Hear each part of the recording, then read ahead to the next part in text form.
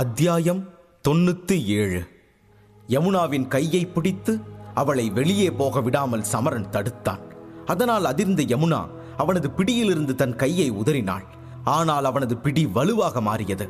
அவன் விடமறுத்த கோபத்தில் அவனை கடுமையாக அறைய முயன்றாள் யமுனா. ஆனால் அவளது பலவீனம் காரணமாக அவளது பலமான அறை கூட சமரனின் கன்னத்தை அடையும் பொழுது மிகவும் மெதுவாகத்தான் இருந்தது. தன்னை அடித்த யமுனாவை பார்த்து மெலிதாக சிரித்த சமரன், இந்த நிலையில நீ வெளியே போகக்கூடாது யமுனா. இந்த காட்டுல பல மாய விலங்குகள் இருக்கு. அது தன்னோட இரத்த தாகத்தை தணிக்க உன்னைத்தான் தேடிக்கிட்டு இருக்கு. அதுல மாய கொரில்லாவும் இருக்கு என்று நிதானமான குரலில் சொன்னான் சமரன். கொரில்லாவின் பெயரை கேட்டதும் யமுனாவின் முகம் நிறம் மாறத் தொடங்கியது. அவள் சிறிது பயப்பட ஆரம்பித்தாள். இந்த கொரில்லாவை பற்றி அவள் முன்பே கேள்விப்பட்டிருக்கிறாள். அதனால் சமரனின் வார்த்தைகள் உண்மையாக கூடாது என நினைத்தாள். மேலும் வெளியே செல்ல முடியாமல் தவித்த யமுனாவால் குகையிலும் தங்க முடியவில்லை. வருத்தத்துடனும் இயலாமையுடனும் சமரனை பார்த்தாள். அப்போது குகைக்குள் லேசான குளிர்ந்த காற்று வீசத் தொடங்கியது. அதன் காரணமாக யமுனாவின் நறுமணம் சமரனை அடைந்தது. உடல் முறுக்கேறிய சமரனால் அதற்கு மேல் தன்னை கட்டுப்படுத்த முடியவில்லை. அவன் யமுனாவை தன் அருகில் இழுத்தான். உடனே பதறிய யமுனா அவனது பிடியிலிருந்து விடுபட முயன்றாள். சமரனை நெருங்கியவுடன் அவளது உடலும் அவனின் ஆண்மை வாசனையை உணர்ந்து சூடாகத் தொடங்கியது. அதனால் அவனை முழு மனதுடன் யமுனாவால் விலக்க முடியவில்லை. அவளது பலவீனமான போராட்டம் சமரனின் இதய துடிப்பின் வேகத்தை அதிகப்படுத்தியது. யமுனாவின் அழகை உணர்ந்திருந்த சமரன் அதற்கு மேல் தப்பு நடக்காமல் தடுக்க போராடினான். அதற்காக அந்த குகையை விட்டு அவளை வெளியே விடவும் அவனால் முடியவில்லை. அதே நேரம் யமுனாவின் கண்கள் அங்கும் இங்கும் அலையத் தொடங்கியது. சமரனின் கையிலிருந்து தன்னை விடுவிக்க போராடினாள். அதன் காரணமாக சமரன் அவளை பிடிக்க அதிக பலம் செலுத்த வேண்டியதாக இருந்தது. சமரனின் கண்கள் அவன் பிடித்திருந்த அழுத்தமான பிடியால் சிவந்திருந்த யமுனாவின் மணிக்கட்டுகளில் விழுந்தது. சிவந்த மணிக்கட்டை பார்த்த சமரன் யமுனாவின் கையை விட்டு அவள் இடுப்பில் கை வைத்தான். காமத்தின் முழு கட்டுப்பாட்டில் இருப்பது போல யமுனாவின் கண்களை பார்க்க ஆரம்பித்தான் சமரன். அதே நேரம் யமுனாவின் இடுப்பில் சமரனின் கை இருந்த போதும் இந்த முறை யமுனா சமரனை விட்டு விலக முயற்சிக்கவில்லை என உணர்ந்தவன் அவளது முகத்தை ஆழமாக பார்த்தான். அவளும் அவளை மீறி சமரனின் முகத்தை நெருங்கிக் கொண்டிருந்தாள். இருவரும் ஒருவரை ஒருவர் முத்தமிட நெருங்கினர். சமரனின் கைகளும் யமுனாவின் இடுப்பில் இருந்து விலகி முதுகை நோக்கி நகர ஆரம்பித்தது. இருவருமே காமம் என்ற புயலில் சிக்கி அவர்களின் உறவை சிக்கலாக்க தயாராகினர். சமரனின் கைகளில் அழுத்தம் கூடியது. அவன் யமுனாவின் மென்மையான இளஞ்சிவப்பு உதடுகளை பார்த்தபடி நெருங்கி வந்தான். யமுனாவின் மென்மையான கையும் சமரனின் தசைபிடித்த கையை இறுக பற்றியது. இருவருக்கும் இடையே அரையங்குள்ள இடைவெளி மட்டுமே இருக்கும் பொழுது மீண்டும் ஒரு முறை காற்று குகைக்குள் வந்தது. இந்த முறை அந்த காற்று மிகவும் குளிராக இருந்தது. அதன் காரணமாக யமுனாவின் சூடான உடல் சிறிது குளிர்ந்தது. அது குளிர்ந்தவுடன் காம கனவுகளிலிருந்து பிரிந்த யமுனா மீண்டும் யதார்த்தத்திற்குள் வந்தாள். அவளும் சமரனும் என்ன செய்ய போகிறார்கள் என்பதை புரிந்து கொண்டு அதிர்ந்தவள் ஒரு பலத்த அடி ஒன்றை சமரனுக்கு கொடுத்து அவனிடமிருந்து விலகினாள். சமரேந்திரா, நீ என்னை வற்புறுத்த முயற்சி செஞ்சா நான் குணமடைஞ்ச உடனே முதல்ல உன்னைத்தான் கொல்லுவேன் என்று பல்லை கடித்து எச்சரிக்கை செய்தாள் யமுனா. அவள் உடல் இன்னும் சூடாகத்தான் இருந்தது. அவள் இன்னும் முழுமையாக குணமடையவில்லை. மேலும் சமரன் தயாரித்த மருந்தும் மிகவும் வலிமையானதாக இருந்தது. இதனால் ஒரு குளிர்ந்த காற்றெல்லாம் அதன் வீரியத்தை உடைக்க முடியவில்லை. ஆனால் யமுனாவின் பேச்சும் எச்சரிக்கையும் சமரனின் மயங்கிய மூளையில் சுடுதண்ணீர் தெளித்ததைப் போல அவனை எழுப்பியது. சமரனின் மனம் மீண்டும் வேலை செய்யத் தொடங்கியது. மேலும் யமுனாவின் வார்த்தைகள் சமரனின் மனதை ஒரு சுத்தியலால் தாக்கியது போல காயப்படுத்தியது. அதனால் அவன் தனது காம சிந்தனையை உடனே கட்டுப்படுத்தி கொண்டான். தனது படுக்கையில் உட்கார்ந்து கொண்டவனின் முகம் அவமானத்தால் சிவந்தது. தன் சக்திகளின் உதவியால் தனக்குள் இருந்த நெருப்பை கட்டுப்படுத்த ஆரம்பித்தான். சமரனின் இந்த நிலையை பார்த்த யமுனாவும் ஆழ்ந்த மூச்சை இழுத்து தன்னை கட்டுப்படுத்திக் கொள்ள முயன்றாள். ஆனால் அவளுக்குள் இருந்த நெருப்பு அணையாமல் வலுப்பெற்றது. அதன் காரணமாக அவள் சமரனை நோக்கி இழுக்கப்பட்டு மீண்டும் ஒரு முறை சமரனின் கையை பிடித்தாள். சமரனின் கையை யமுனா பிடிக்கவும் அவனது கவனம் உடனடியாக சிதறியது. காம எண்ணங்களை கட்டுப்படுத்தும் தனது முயற்சி தோல்வியடைவதை உணர்ந்தான் சமரன். அதனால் யமுனா மீது கொஞ்சம் கோபம் கொண்டு அவளை பார்த்தான். ஆனால் யமுனாவோ அவளை கட்டுப்படுத்த முடியாமல் அழும் நிலையில் இருப்பதை உணர்ந்தான். பலவீனம் காரணமாக அவளது உடலை அவளால் கட்டுப்படுத்த முடியவில்லை என புரிந்து கொண்டான். ஆனால் அவளது உள்ளம் இந்த காம விளையாட்டில் சிக்கிக்கொள்ள விரும்பவில்லை எனவும் புரிந்து கொண்டவன் அவளை பரிதாபமாக பார்த்தான். ஒருவேளை இன்னைக்கு என் உடலோட நடக்கிற இந்த சண்டையில நான் தோத்துட்டேன்னா என்னால உன்னையோ என்னையோ எப்பவும் மன்னிக்கவே முடியாது. நான் குணமடைஞ்ச உடனே முதல்ல உன்னை கொல்லுவேன், அப்புறம் என்ன நானே அழிச்சுக்குவேன். இப்படி ஒரு வெட்கக்கேடான வாழ்க்கையை வாழ்றதுக்கு பதிலா தலை நிமிர நான் செத்தே போயிடுவேன் என்று கோபமாக பல்லை கடித்துக் கொண்டு சொன்ன யமுனாவின் கண்களில் இருந்து பளபளப்பான கண்ணீர் உருண்டு ஓடியது. நிலைமை மோசமானதை உணர்ந்த சமரன் பயத்துடன் வருணமித்திரரின் உதவியை நாடினான். குருவே, இங்க நடக்கிறது எல்லாம் பார்த்து அமைதியா ரசிச்சிட்டு இருக்கிறத நிப்பாட்டுங்க.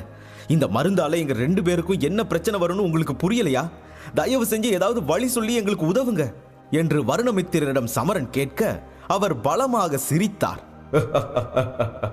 சமரா, இது உண்மையிலேயே ஒரு நல்ல வாய்ப்பு. ஒருவேளை நீயும் அவளும் ஒன்னா இருந்தா விராட நாட்டுல உன் அந்தஸ்து பல மடங்கு உயர்ந்திரும் என்று வருணமித்திரர் கேலி பேச முயல சமரன் அவரை இடைமறித்தான். ஐயோ குருவே, உங்களோட இந்த வேடிக்கை பேச்ச நிப்பாட்டுங்க. இந்த விளையாட்டை எல்லாம் கேட்டு சிரிக்கிற மனநிலையில நான் இல்ல. தன் உடம்பை யாருக்காவது கொடுத்துட்டு அதை பத்தி கவலைப்படாம இருக்கிற பொண்ணும் அவ இல்ல. அவ இப்ப என்கிட்ட சொன்னதை நீங்க கேட்கலையா? தெரியாம நான் அவளை பயன்படுத்திட்டா கூட நாளைக்கு அவ தன்னை மீட்ட உடனே என்னதான் முதல்ல கொல்லுவா. அவ விளையாட்டுக்கு சொல்லலன்னு என்னால உறுதியா சொல்ல முடியும். அவளை பத்தி இந்த கொஞ்ச நாள்ல நான் தெரிஞ்சுக்கிட்டதை வச்சுதான் சொல்றேன்.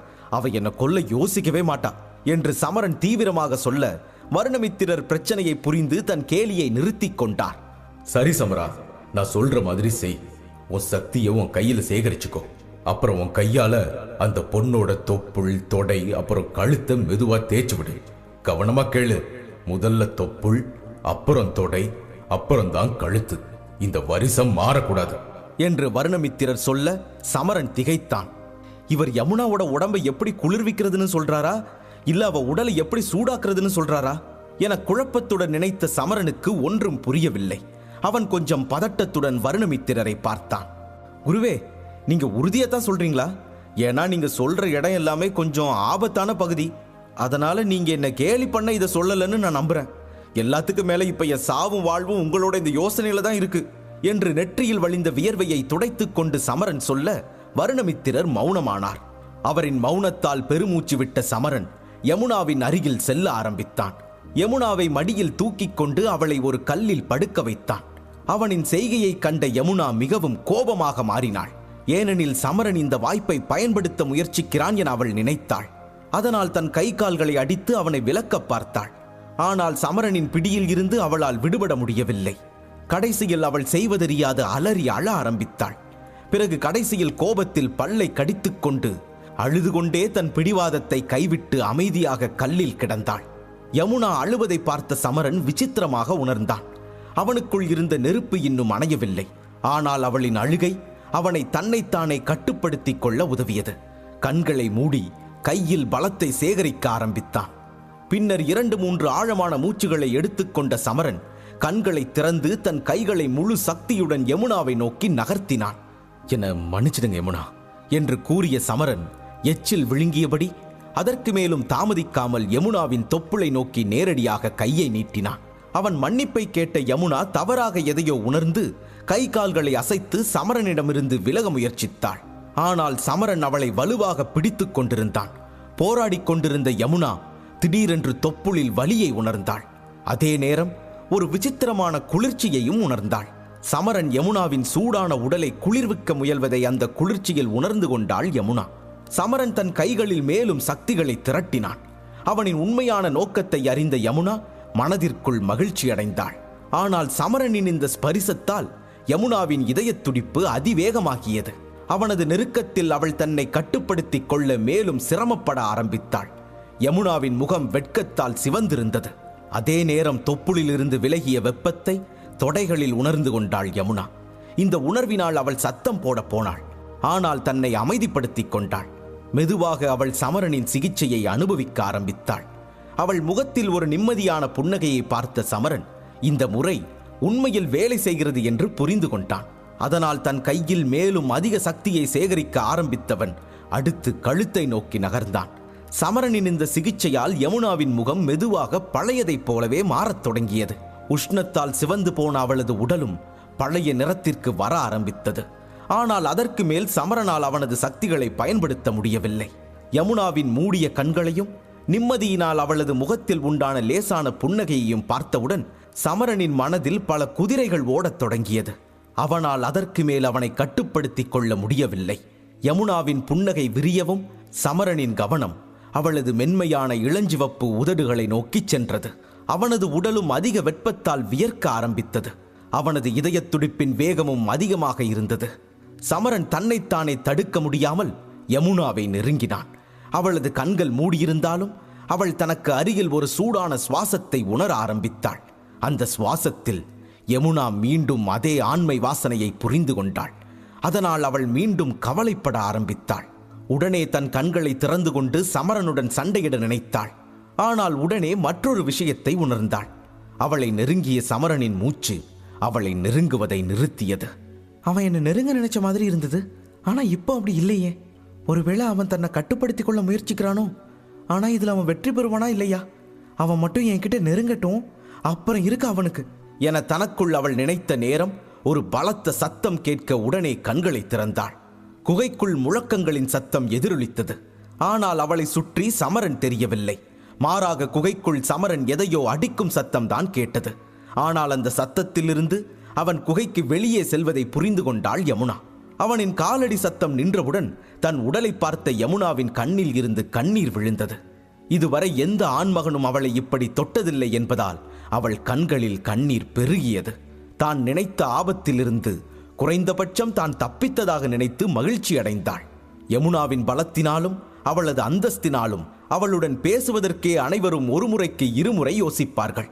ஆனால் இன்று அறியாத ஒருவன் யமுனாவின் உடலை அவளால் நினைத்து பார்க்க முடியாத வகையில் தொட்டுவிட்டான் என நினைத்து அவள் வருத்தப்பட்ட அதே நேரம் சமரன் இந்த வாய்ப்பை பயன்படுத்தி கொண்டு தன்னிடம் எந்த தவறும் செய்யவில்லை என்பதில் சற்று மகிழ்ச்சி அடைந்தாள். யமுனா சமரனை தாக்காததற்கு ஒரே காரணம் அவள் முன்பை விட மிகவும் பலவீனமாக இருந்ததுதான். இது போன்ற நிகழ்வு மட்டும் முன்பே நடந்திருந்தால் யமுனா தனது வாளை வெளியே எடுப்பதற்கு சற்றும் யோசித்திருக்க மாட்டாள். சமரனை இந்நேரம் துண்டு துண்டாக வெட்டியிருப்பாள். அதிலும் அந்த பொடியை சாப்பாட்டில் கலந்தது அவள்தான். ஆனால் மாட்டிக்கொண்டது சமரன். அதனால் அவனின் நிலையை நினைத்து அவளுக்கும் சற்று வருத்தமாகத்தான் இருந்தது. மறுபுறம் குகையை விட்டு வெளியே சென்ற சமரன் நேராக நீர்வீழ்ச்சியை நோக்கி ஓடத் தொடங்கினான். அவன் உடலின் வெப்பம் இப்போது அவன் மனதையும் ஆட்கொண்டிருந்தது. இந்த வெயிலுக்கு நடுவே தன் சிவந்த உடம்பை கொண்டு நேராக அருவியின் குளிர்ந்த நீரில் குதித்தான். தண்ணீருக்கு அடியில் சென்றவுடன் தண்ணீர் விழும் சத்தத்தை தவிர சமரன் வேறு எதுவும் கேட்கவில்லை. சில நொடிகளுக்கு பிறகே சமரன் மூச்சை பிடித்துக் கொண்டு நீந்தத் தொடங்கினான். பின்னர் மெதுவாக நீருடன் பாய்ந்து ஆற்றை நோக்கி செல்லத் தொடங்கினான். தண்ணீரில் மிதக்கும் போதே தனது சேமிப்பு வளையத்தை தேய்த்த சமரன் அதிலிருந்து ஒரு வலிமை அதிகரிக்கும் மாத்திரையை எடுத்து நேரடியாக தனது வாயில் போட்டுக்கொண்டான். மருந்தை விழுங்கிய உடனேயே தனது உடலில் சக்திகள் திரும்புவதை உணர்ந்தான் சமரன். அவன் தனது முழு உடலிலும் சக்திகளை வெளியேற்றத் தொடங்கினான். சக்திகள் அவன் உடலில் பாய பாய அவனது உடலின் நெருப்பு படிப்படியாக குறைந்து அனைத்தும் சமரனின் கட்டுப்பாட்டின் கீழ் வந்தது. அதன் பிறகே சமரன் தண்ணீரிலிருந்து வெளியே வந்தான். நீரிலிருந்து வெளியே வந்த சமரன் இரவின் குளிர்ந்த காற்று ஈரமான தன் உடலில் படுவதை உணர்ந்தான். அதன் காரணமாக அவன் உடலின் வெப்பம் அனைத்தும் சில நொடிகளிலேயே மொத்தமாக மறைந்து போனது. அதை அறிந்த சமரன் மிகுந்த மகிழ்ச்சியாக உணர்ந்தான். அதை சத்தமாக கத்தி வெளிப்படுத்தினான். கடைசியிலேயே மனசனா கட்டுப்படுத்திட்ட என்று கத்திய சமரனின் பார்வை குகையின் பக்கம் திரும்பியது. பின் அதன் அருகில் அமர்ந்து ஆற்று நீரையே சிறிது நேரம் பார்த்து கொண்டிருந்தான். தண்ணீருக்கு அருகில் அமர்ந்து வானத்தில் உள்ள நட்சத்திரங்களை பார்த்தான். நட்சத்திரங்களை எண்ணத் தொடங்கினான். நட்சத்திரங்களை எண்ணிக்கொண்டிருக்கும் போது திடீரென்று ஒரு எண்ணம் தோன்றியது.